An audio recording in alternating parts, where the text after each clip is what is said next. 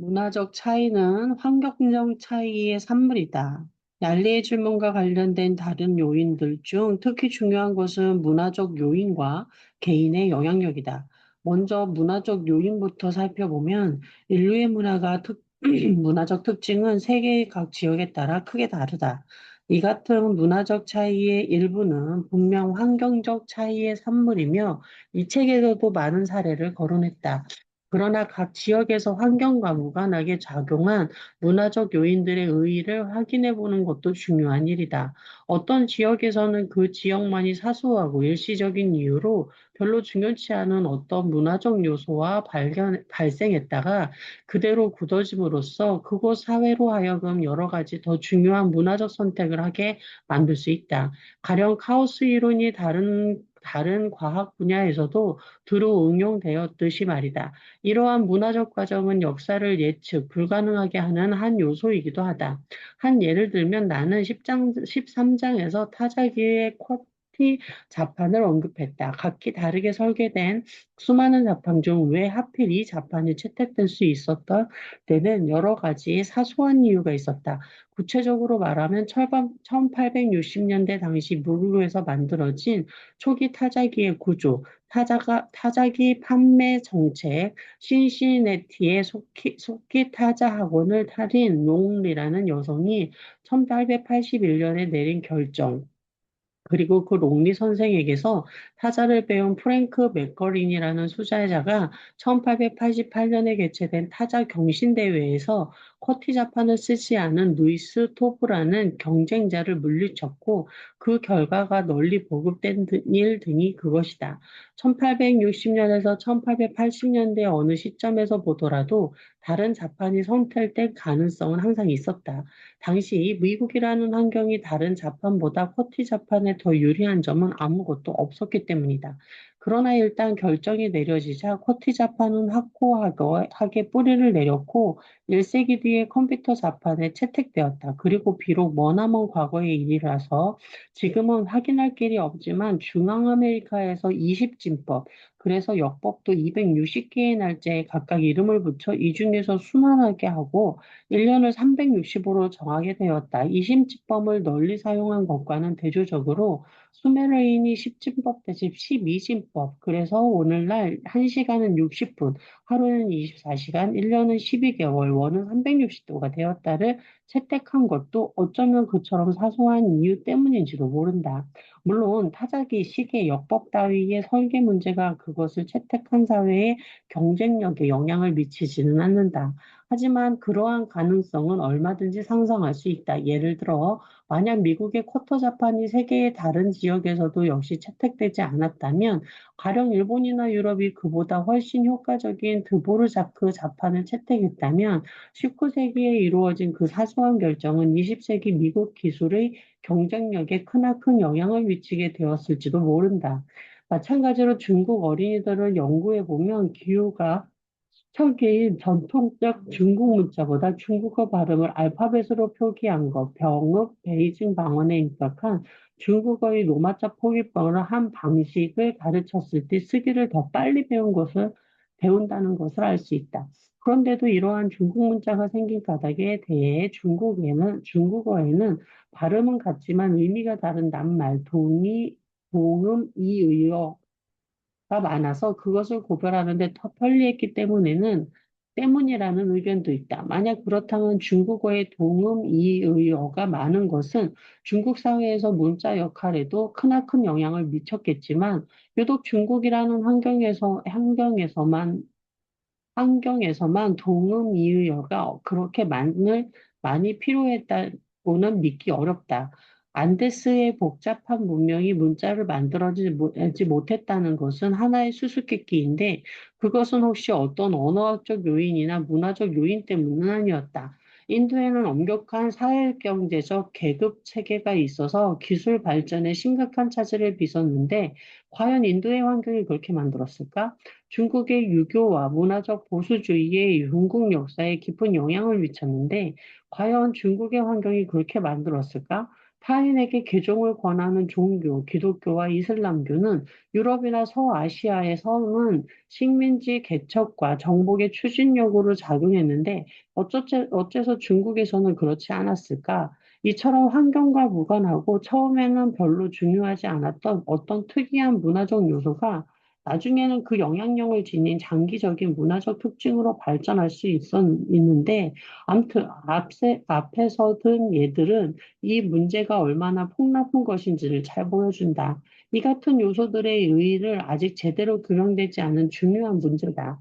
이 문제에 접근하는 최선의 방법은 주요한 환경적 요인의 영향을 파악한 뒤에도 여전히 알쏭달쏭한 역사적 경향을 집중적으로 연구하는 것이다. 역사를 예측 불가능하게 만드는 개인적 특이성. 특이한 개인의 영향력은 얼마나 클까? 현대에서 낯익은 예를 찾는다면 1944년 7월 20일에 있었던 히틀러 암살기도, 그와 동시에 베들린을 진행하게 된 반란기도가 아슬아슬하게 실패로 끝났던 일을 들 수 있다. 이 두 사건을 계획한 독일인은 그 전쟁에서 이길 수 없다고 믿고 평화를 되찾아야 했던 것인데, 당시 독일인군과 러시아군의 동부 전쟁은 아직 대부분이 러시아 국경 내에 있었다. 히틀러는 회의실 탁자 밑에 놓인 서류 가방 속에서 시한폭탄이 터지는 바람에 부상을 입었다. 만약 그 가방이 히틀러가 앉아있던 의자 안쪽에서 조금만 더 가까이 놓여 있었다면 그는 죽고 말았을 것이다. 그리고 그때 히틀러가 죽고 제2차 세계대전이 종식되었다면 오늘날의 동유럽 지도와 냉전의 향방은 상당히 달라졌을 것이다. 그보다 덜 유명하지만 오히려 더 심각한 숙면적인 의미를 갖는 또 하나의 사건은 1930년 여름의 자동차 사고다. 그것은 독일에서 히틀러가 집권한 시기보다 2년 전에 있었던 일인데, 당시 그는 사망석 앞좌석 조수석에 앞좌석 오른쪽에 조수석에 앉아 있었고, 그가 탄 자동차는 육중한 트레일 트럭과 마주쳤다. 이 트럭은 히틀러의 자동차와 충동해 그를 깔아뭉개기 직전에 정진했다. 히틀러의 정신병이 나치당의 정책과 성공에 미친 영향의 크기를 감안할 때, 만약 그 트럭 운전수가 브레이크를 단 1초만 늦게 밟았다면 제2차 세계대전의 양상은 완전히 달라졌을 것이다. 히틀러의 경우처럼 개인적 특이성에서 역사에 분명한 영향을 미친 인간들은 그 밖에도 많다. 몇몇만 꼽아 본다면 알렉산더 대와 아우구스투스, 석가 예수 예레린, 마르틴 루터, 황제 파차쿠티, 15세기의 광대한 잉카 제국을 건설한 마호메트, 정복한 윌리엄, 눌스왕, 샤카 등을 들 수 있다. 이들은 단순히 어쩌다가 그 시기 그 장소에 있었던 것이 아니라면 과연 실제로 얼마만큼이나 상황을 변화시켰을까? 다음은 이 문제에 대한 역사학자 토머스 칼라일의 극단적인 견해다. 보편적인 역사, 즉 인간이 이 세상에서 이룩한 업적의 역사는 본질적으로 여기서 활동했던 거인들의 역사다. 이것과 반대되는 극단적인 견해는 프로이센의 정치가 오토 폰 미스마르크의 주장으로, 그는 칼라일과 달리 정치의 내면 세계를 오랫동안 직접 경험한 사람이다. 정치가의 일이란 역사 속에서 걸어가는 신의 발소리를 듣고 그가 지나갔을 때 옷자락을 붙잡으려고 노력하는 것이다. 문화적 특이성과 마찬가지로 개인적 특이성도 역사를 예측 불가능하게 하는 한 요소다. 어쩌면 바로 그것 때문에 역사는 환경적 요인은 물론이고 그 어떤 원인으로도 일반화해 설명할 수 없는 것일지도 모른다. 그러나 이 책의 취지를 비추어 본다면 개인적 특이성은 그다지 문제가 되지 않는다. 제 아무리 이론을 열정적으로 지지하는 사람이라도 역사의 가장 광범위한 영향까지 몇몇 거인의 손에 좌우되었다고 생각하기는 어렵기 때문이다. 알렉산더 대왕이 당시 서유라시아에서 이미 문자를 갖고 식량을 생산하고 설기를 생산하던 여러 국가의 진로를 조금 바꾸어 놓은 것은 사실이겠지만, 오스트레일리아의 원주민이 아직도 문자와 금속기를 갖지 못한 체주 진민 부족으로 살아가던 시기에 서유라시아에서는 이미 문자를 갖고 식량을 생산하고 철을 사용하는 국가들이 들어섰다는 사실과 알렉산더 대왕은 아무런 상관이 없다. 다만 특이한 개인들이 역사에 미친 영향이 실제로 얼마나 폭넓고 지속적인 것이냐를 하는 문제는 아직 미해결 상태다. 토스. 역사적 과학과 비역사적 과학을 구별하는 특징. 역사학이라는 학문은 과학보다 인문학에 더 가깝다고 보는 견해가 일반적이다. 역사학은 기껏해야 사회과학으로 분류될 뿐인데, 그 중에서도 가장 덜 과학적인 학문으로 간주된다. 정치에 대한 학문 분야는 흔히 정치과학이라고 부르고, 노벨 경제학상에서도 경제과학이라는 말을 자주 쓰는데, 역사학과에서는 역사과학과라는 이름을 사용하는 일이 거의 없다. 대부분의 역사학자는 자신을 과학자로 생각하지 않으며 널리 인정받는 각종 과학이나 그 방법론들도 거의 배우지 않는다. 역사란 구체적 사실들의 집합에 불과하다는 생각이 여러 가지 표현에서 발견된다. 역사는 사실들을 이것저것 모아놓은 것에 지나지 않는다. 역사란 결국 눈속임이다. 역사에서 법칙을 찾느니 차라리 만화경에서 법칙을 찾는 것이 낫다. 등등. 물론 역사를 연구하며 어떤 일반적인 원리를 도출하기란 행성들의 궤도를 연구하여 그 원리를 찾아내는 것보다 어려운 일임은 부인할 수 없는 사실이다. 그러나 내가 보기에 그것은 결코 치명적인 어려움이 아니다. 비슷한 어려움을 안고 있으면서도 천문학, 기후학, 생태학, 진화생물학, 지질학, 고생물학 등은 자연과학으로 확고하게 자리 잡은 역사적 학문들이다. 과학에 대한 사람들의 관념은 주로 물리학을 비롯하여 비슷한 방법론을 사용하는 몇몇 분야를 기준으로 삼고 있다. 이 같은 분야의 과학자들은 흔히 그런 방법론을 적용할 수 없어서 다른 방법론을 찾을 수밖에 없는 분야들, 이를테면 나의 연구 분야인 생태학과 진화생물학을 멸시하는 어리석은 경향이 있다. 그러나 과학이라는 말은 원래 지식을 의미하며 알다라는 지식에와 지식이라는 뜻에서 나왔으므로 지식이란 어떤 방법이든 특정 분야에 가장 적합한 방법을 통하여 얻는 것이라는 사실을 상기하자. 그렇기 때문에 나는 인류사를 연구하는 학자들이 직면하고 있는 어려움들에 대하여 많은 공감을 느끼고 있다. 넓은 의미의 즉 천문학 등을 포함하는 역사적 과학은 물리학, 화학, 분자생물학 등의 비역사적 과학과 구별되는 많은 특징들을 공유하고 있다. 그 중에서 특히 방법론, 인과관계, 예측, 복잡성 네 가지는 한 번쯤 짚고 넘어갈 만하다.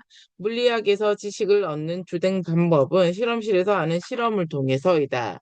즉, 어떤 매개 변수의 영향에 대하여 알고 싶을 때 그 매개 변수를 조작하여 실험하고 반대로 그 매개 변수를 일정하게 유지하는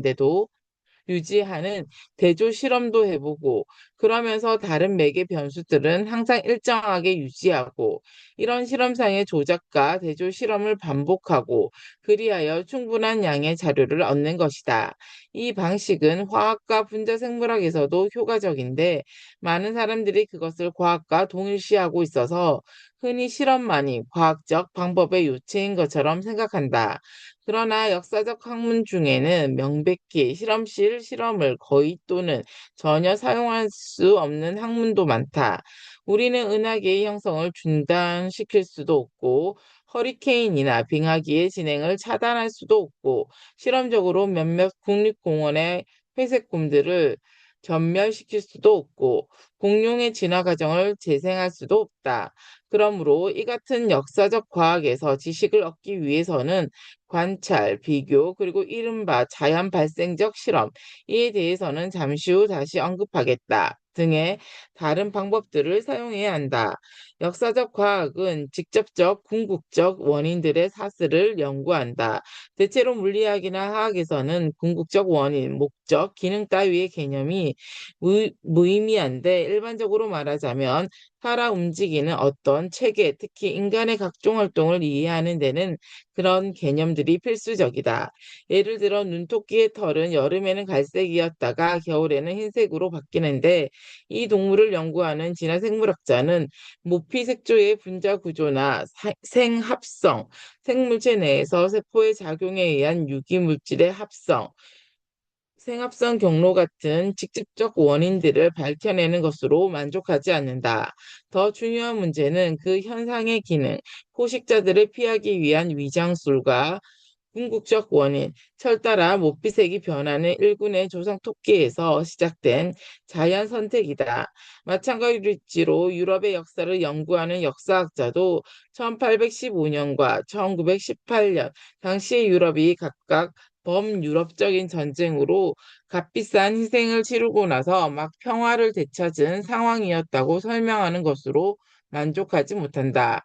1918년의 경우에는 몇십 년 후 다시 범유럽적인 전쟁이 터져 더욱 큰 희생을 치르게 되었지만 1815년의 경우에는 그렇지 않았는데 그 이유를 이해하기 위해서는 먼저 그 두 차례의 평화 조약이 체결되기까지 진행되었던 여러 사건들의 서로 대조적인 사슬을 이해하는 것이 필수적이다. 그러나 화학자들은 어떤 두 기체 분자의 충돌에 대해 목적이나 기능 따위를 설명하지 않으며 또한 그 충돌의 궁극적 원인을 찾으려 하지도 않는다. 역사적 과학과 비역사적 과학의 또 다른 차이점은 예측의 문제다. 화학이나 물리학에서 어떤 사람이 어떤 체계를 제대로 이해하고 있는지 검사하는 방법은 그 체계가 앞으로 나타낼 반응을 그 사람이 미리 예측할 수 있는지 확인해 보는 것이다.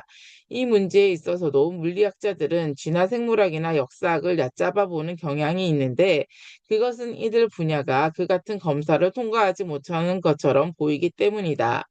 역사적 과학을 연구하는 학자는 귀납적인 설명은 할 수 있지만 예를 들자면 공룡은 6,600만 년 전에 지구와 충돌한 어느 소행성 때문에 멸종했을지도 모르는데 어째서 다른 수많은 종들은 그때 멸종하지 않았는지 선험적인 예측을 하는 것은 그보다 어렵다. 우리가 과거에 실제로 있었던 사건을 알지 못한다면 과연 어떤 종들이 멸종할 것인지 확신할 수 없을 것이므로 그러나 역사학자들과 역사적 과학자들도 미래의 새로운 자료가 발견되어 우리가 알게 될 과거의 사건들의 내용을 미리 예측해 보며 또한 그 예측을 검증하기도 한다. 역사적 체계들의 복잡성과 예측 불가능성을 설명하는 방식. 각종 역사적 체계는 예측을 시도하는 일을 복잡하게 만드는 여러 가지 특성들을 지니고 있는데 이 같은 특성들을 설명하는 데는 다음과 같은 몇 가지 방식이 있을 수 있다. 우선 인간 사회나 공룡들은 지극히 복잡한 존재임을 지적할 수도 있겠다. 이들의 경우에는 상호 반응하는 개별적인 변수들의 수가 엄청나게 많다는 점이 특징이기 때문이다. 결과적으로 조직의 하층부에 작은 변화가 생기면 상층부에까지 뜻밖의 변화가 일어날 수도 있다. 그 전형적인 예는 1930년 하마터면 히틀러가 죽을 뻔했던 교통사고 당시에 어느 트럭 운전수가 브레이크를 밟았던 것이 제2차 세계대전에서 죽거나 또는 부상을 당한 1억 명의 인생에 미친 영향이다. 물론 대부분의 생물학자는 생물학적 체계들도 결국 전적으로 물리적 특성들에 의하여 결정되며 또한 양자역학의 법칙들을 따른다는 데 동의하겠지만 실질적인 면에서 그 체계들의 복잡성이 의미하는 것은 결정론적 인과관계가 곧 예측 가능성으로 이어지지는 않는다는 점이다. 오스트레일리아에 새로 들어온 태생 포식자들이 왜 그렇게 많은 유대류를 절멸시키게 되었는지, 그리고 제1차 세계대전에서 왜 동맹국이 아니라 연합국이 승리했는지를 이해하려고 할 때 양자역학에 대한 지식은 아무런 도움도 주지 못한다. 토스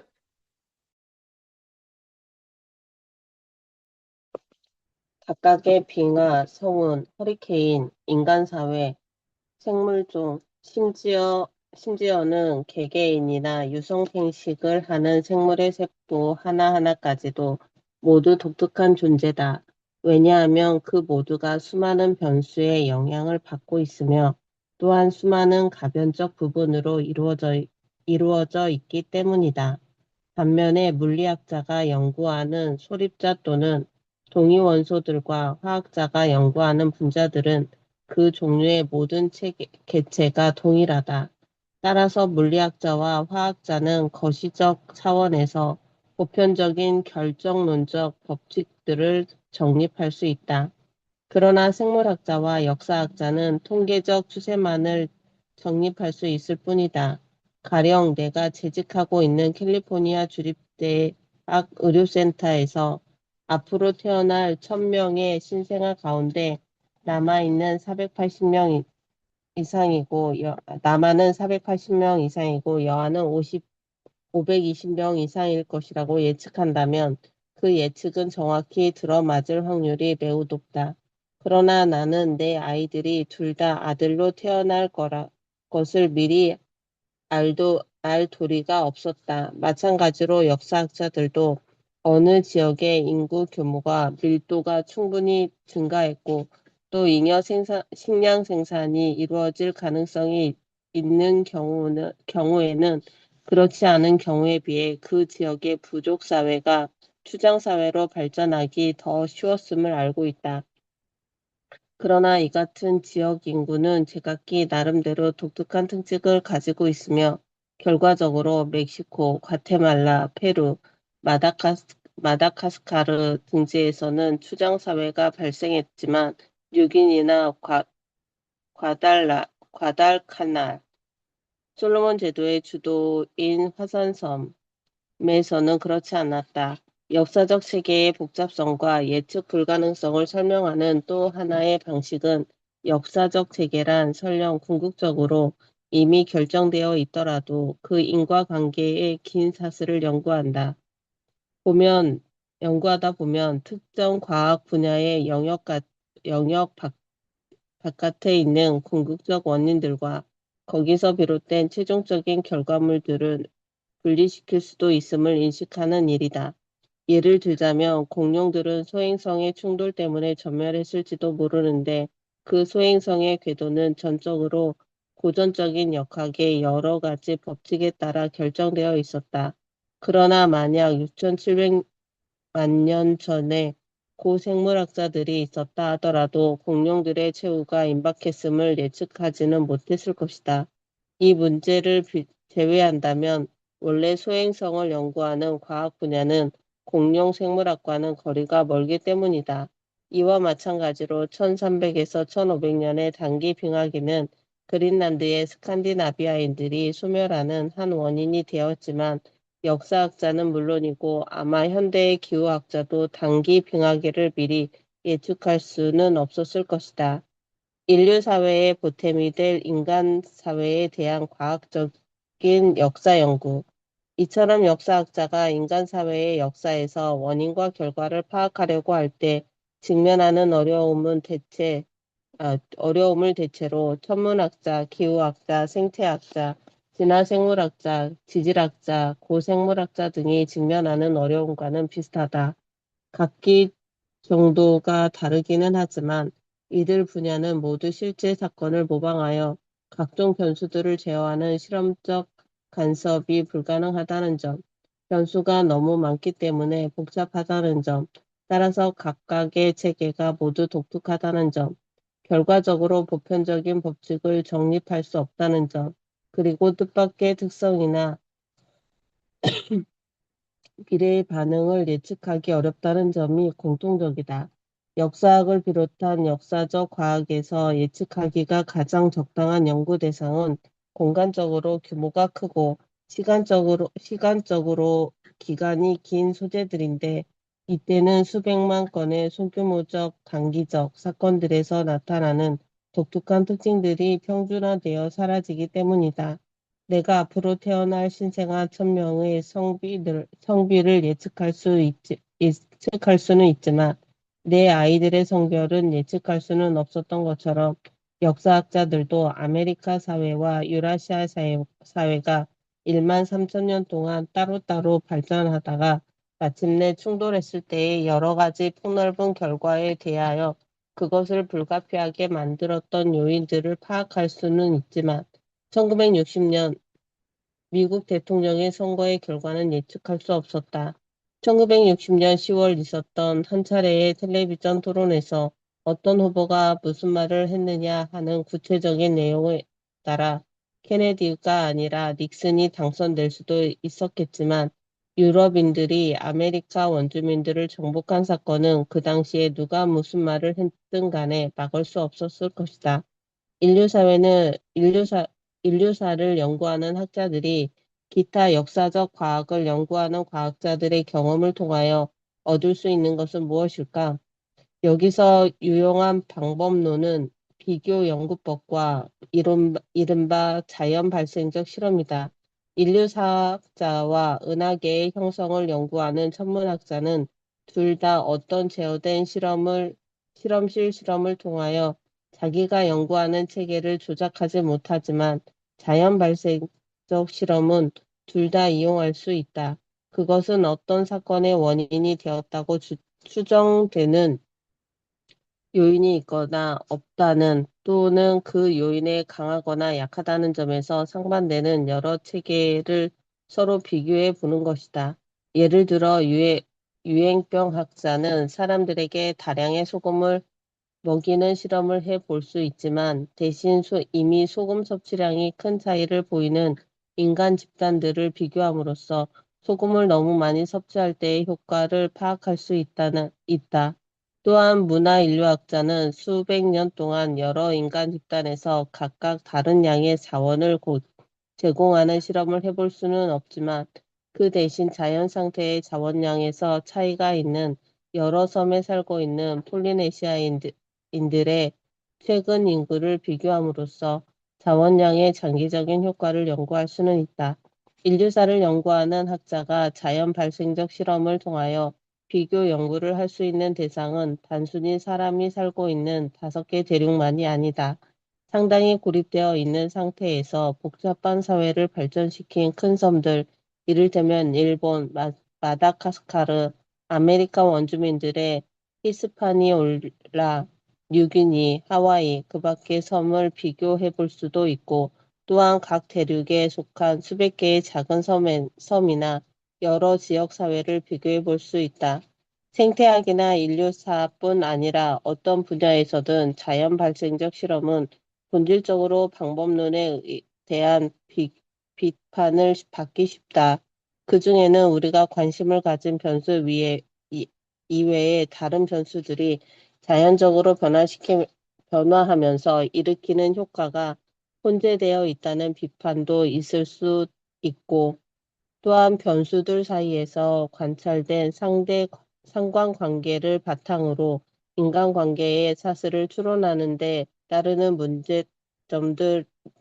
문제점들에 대한 비판도 있을 수 있다. 이 같은 방법론적 문제들에 대해서는 일부 역사적 과학에서도 매우 자세하게 논의되었다. 특히 종종 과거로 거슬러 올라가는 역사적 연구를 통하여 인간 집단을 비교함으로써 인간의 질병들에 대해 추론하는 과학적인 유행병학은 인간 사회를 연구하는 역사학자들이 직면한 것과 유사한 문제점들을 해결하기 위하여 이미 오래전부터 형식화된 절차들을 효과적으로 이용했다.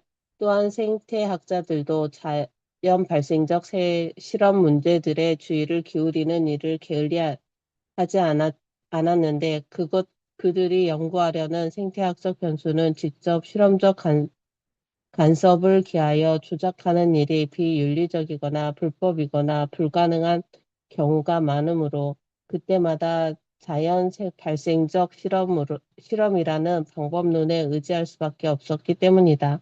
그리고 최근 진화 생물학자들은 진화 과정이 이미 알려진 각종 동식물들을 서로 비교함으로써 결론을 도출하는 더욱 정교한 방법을 개발하고 있다.